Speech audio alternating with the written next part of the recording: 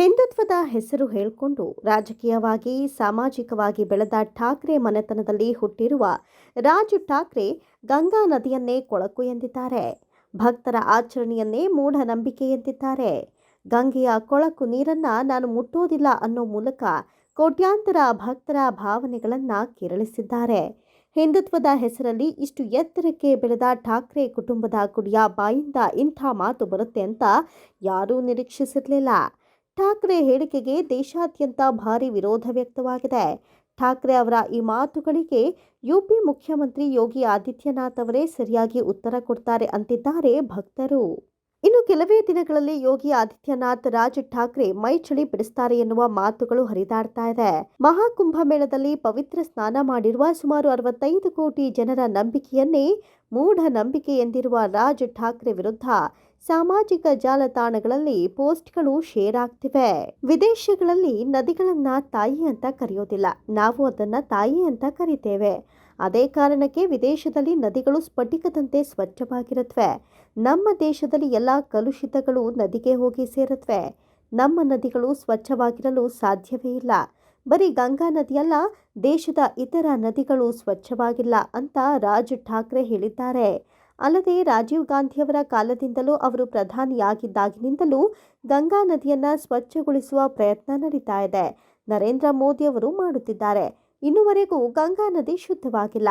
ಜನರು ಮೂಢನಂಬಿಕೆಗಳಿಂದ ದೂರವಿರೋದು ಉತ್ತಮ ಅನ್ನೋದು ನನ್ನ ಸಲಹೆ ಅಂತ ರಾಜ್ ಠಾಕ್ರೆ ಇಡೀ ದೇಶದ ಜನರಿಗೆ ಬುದ್ಧಿ ಹೇಳಿದ್ದಾರೆ.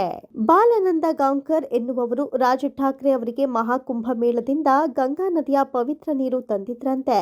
ಆದರೆ ಇದನ್ನ ಮುಟ್ಟಲು ರಾಜ್ ಠಾಕ್ರೆ ನಿರಾಕರಿಸಿದ್ದು ಈ ಬಗ್ಗೆ ಕಟುವಾಗಿ ಮಾತನಾಡಿದ್ದಾರೆ. ಲಕ್ಷಾಂತರ ಜನ ಗಂಗಾ ನದಿಯಲ್ಲಿ ತಮ್ಮ ಮೈಕೈ ಉಜ್ಜಿ ಸ್ನಾನ ಮಾಡಿರುವುದನ್ನು ನೋಡಿದ್ದೇನೆ. ಹೀಗಿರುವಾಗ ಆ ನೀರು ಕುಡಿಯಲು ಯೋಗ್ಯವೇ ಅಂತ ರಾಜ್ ಠಾಕ್ರೆ ಪ್ರಶ್ನಿಸಿದ್ದಾರೆ. ಹಾಗಾಗಿ ನಾನು ಅದನ್ನು ಕುಡಿಯಲು ನಿರಾಕರಿಸಿದೆ. ಕೋವಿಡ್ ಸಮಯದಲ್ಲಿ ಜನರು ಮಾಸ್ಕ್ಗಳನ್ನು ಧರಿಸಿ ಸುಮಾರು 2 ವರ್ಷ ಎಷ್ಟು ಜಾಗರೂಕರಾಗಿದ್ರು. ದೇಶವು ಇದೀಗ ಸಾಂಕ್ರಾಮಿಕ ರೋಗದಿಂದ ಹೊರಬಂದಿದೆ. ಆದರೂ ಜನರು ಕುಂಭಮೇಳಕ್ಕೆ ಧಾವಿಸುತ್ತಿದ್ದಾರೆ. ನಂಬಿಕೆ ಮತ್ತು ಮೂಢನಂಬಿಕೆಗಳ ನಡುವಿನ ವ್ಯತ್ಯಾಸವನ್ನು ಅರ್ಥ ಮಾಡಿಕೊಳ್ಳಿ, ಮೂಢನಂಬಿಕೆ ನಿಲ್ಲಿಸಿ ಅಂದಿದ್ದಾರೆ ಠಾಕ್ರೆ. ಈ ಮಾತುಗಳು ದೇಶಾದ್ಯಂತ ಕಿಡಿಯನ್ನ ಹೊತ್ತಿಸಿದಂತಾಗಿದೆ.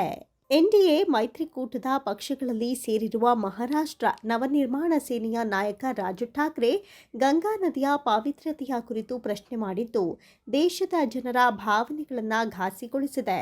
ರಾಜ್ ನಂಬಿಕೆಗೂ ಒಂದು ಮಿತಿ ಇರಬೇಕು ಎನ್ನುವ ಸಲಹೆಯನ್ನ ಎಲ್ಲ ಭಾರತೀಯರಿಗೆ ನೀಡಿದ್ದಾರೆ. ಒಟ್ಟಾರೆ ರಾಜ್ ಠಾಕ್ರೆ ಹೇಳಿಕೆ ಇದೀಗ ಚರ್ಚೆಗೆ ವೇದಿಕೆಯಾಗಿದೆ. ಪರ ವಿರೋಧದ ಚರ್ಚೆಗಳು ನಡೀತಾ ಇವೆ. ಹಿಂದುತ್ವದ ಬಗ್ಗೆ ದೊಡ್ಡ ದೊಡ್ಡ ಮಾತುಗಳನ್ನು ಆಡ್ತಿದ್ದವರು ಇದೀಗ ಇಂತಹ ಹೇಳಿಕೆ ಕೊಡ್ತಾ ಇರೋದು ಸರಿಯಲ್ಲ ಅಂತಿದ್ದಾರೆ ದೇಶದ ನಾಗರಿಕರು. ಬಿಜೆಪಿ ನಾಯಕರು ರಾಜ್ ಠಾಕ್ರೆ ಹೇಳಿಕೆಯನ್ನ ಖಂಡಿಸಿದ್ದು ಬರುವ ದಿನಗಳಲ್ಲಿ ಯೋಗಿ ಆದಿತ್ಯನಾಥ್ ತಮ್ಮದೇ ಶೈಲಿಯಲ್ಲಿ ಇದಕ್ಕೆ ಉತ್ತರಿಸುವ ನಿರೀಕ್ಷೆ ಇದೆ.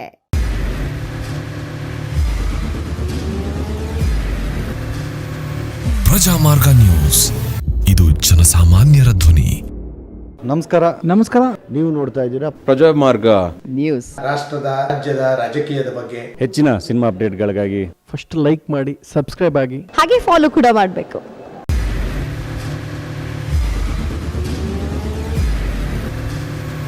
ಪ್ರಜಾಮಾರ್ಗ ನ್ಯೂಸ್, ಇದು ಜನಸಾಮಾನ್ಯರ ಧ್ವನಿ. ನಮಸ್ಕಾರ. ನೀವು ನೋಡ್ತಾ ಇದ್ದೀರಾ ಪ್ರಜಾಮಾರ್ಗ ನ್ಯೂಸ್. ರಾಷ್ಟ್ರದ ರಾಜ್ಯದ ರಾಜಕೀಯದ ಬಗ್ಗೆ ಹೆಚ್ಚಿನ ಸಿನಿಮಾ ಅಪ್ಡೇಟ್ಗಳಿಗಾಗಿ ಫಸ್ಟ್ ಲೈಕ್ ಮಾಡಿ, ಸಬ್ಸ್ಕ್ರೈಬ್ ಆಗಿ, ಹಾಗೆ ಫಾಲೋ ಕೂಡ ಮಾಡಬೇಕು.